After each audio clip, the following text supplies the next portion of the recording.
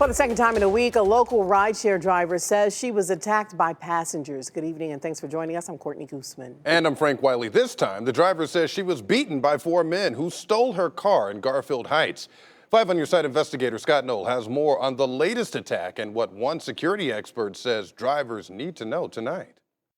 Garfield Heights police are investigating this latest report. The driver, fearing for her safety, didn't want to go on camera, but says she's recovering from what she describes as a pummeling by 4 men Friday night.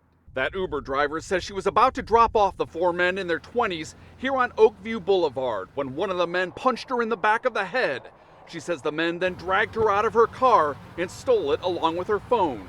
All of it just days after a Lyft driver says 2 men attacked her and tried stealing her car in Cleveland last week. When he punched me in my face, the one that's behind me, he grabbed me around my throat like this. Workplace security expert Tim Dimoff says the attacks illustrate the need for rideshare drivers to be alert, to have a plan what they'll do before trouble occurs. If you pre-program your mind that way, you'll be able to survive much better than if you have to start thinking under pressure.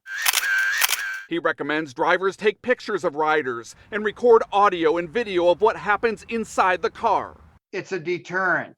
If that person sees that you're doing it, had criminal intent, they might say, well, I'm not going to do this one, I'm going to skip it. He says drivers should also know how to use emergency buttons installed on rideshare apps. And if a rider does demand the keys, he says resisting is the worst thing a driver can do. You throw the keys down, that gets everybody's attention looking at the ground. That's your opportunity to leave. You can run and you can talk to the police, contact the police. Your car can be replaced, but you can't be. In extreme circumstances where someone attacks inside the car, he says hit the gas and crash into the nearest object you can find. You want to disable the vehicle. You want to draw attention to the accident, which is you and your car, and that is going to disrupt the plans of the criminal, and that's going to ensure your safety.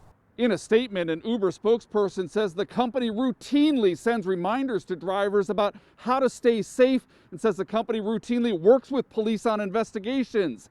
As for the woman who says she was carjacked Friday, she says she's done driving for Uber. In Garfield Heights, I'm 5 on Your Side investigator Scott Knoll.